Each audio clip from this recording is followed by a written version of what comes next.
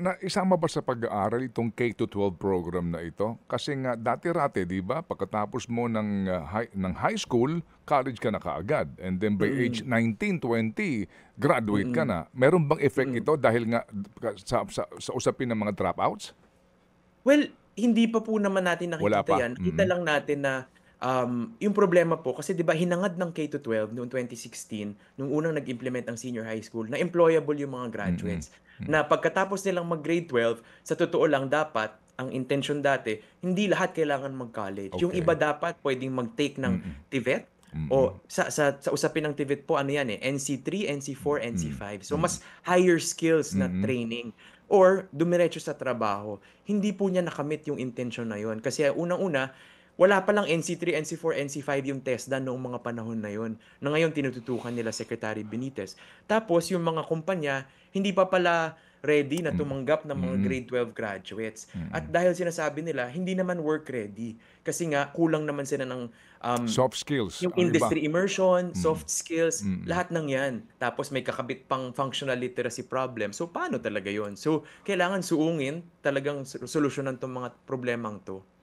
Okey, Oo, sige, Doc Carol, sir, medyo overwhelming 'tong mga nabanggit niyong problema 'no, sa Oo nga sektor ng po. edukasyon. Ito po muna, unahin natin 'to. Yung binabanggit ninyo na hindi naging epektibo yung intensyon ng K-12 na makapagtrabaho na ang mga bata kahit hindi magkolehiyo, kasama din po ba sa iprinisinta ninyo na solusyon yung pag-assess kung dapat pa ituloy ito? O kung itutuloy man, may mga subjects nga, may mga nababanggit po 'no sa mga balita na gagawin na lamang science, math, and English yung focus Yes. nung Opo, senior high opo. school? Sige po, sir. Opo. So nakita natin may mga ibang pag-aaral kaming ginawa at ongoing yung consultation natin dito.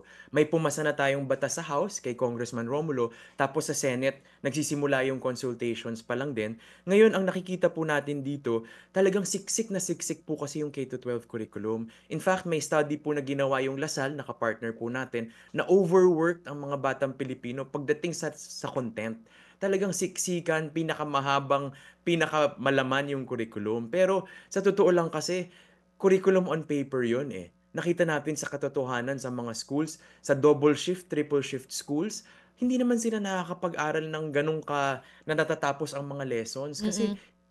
putol nga yung mga classes nila eh. Kung dapat buong araw silang nasa school, half day lang sila or one third of the day. Yung ibang schools na nakita po natin, every other day lang ang pasok, half day.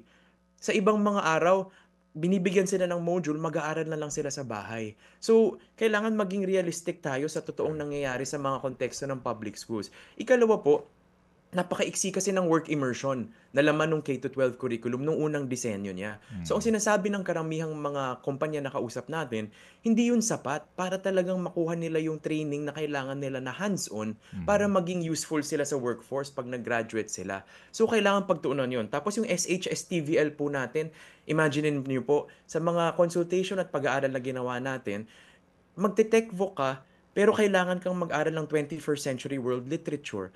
Parang kailangan siguro nating talagang pag-isipan, ano ba yung makakatulong sa bata sa Oo. gusto niyang tahakin na landas at talagang makakatulong sa kanyang maintindihan at matutunan yung mga skills na gusto niya.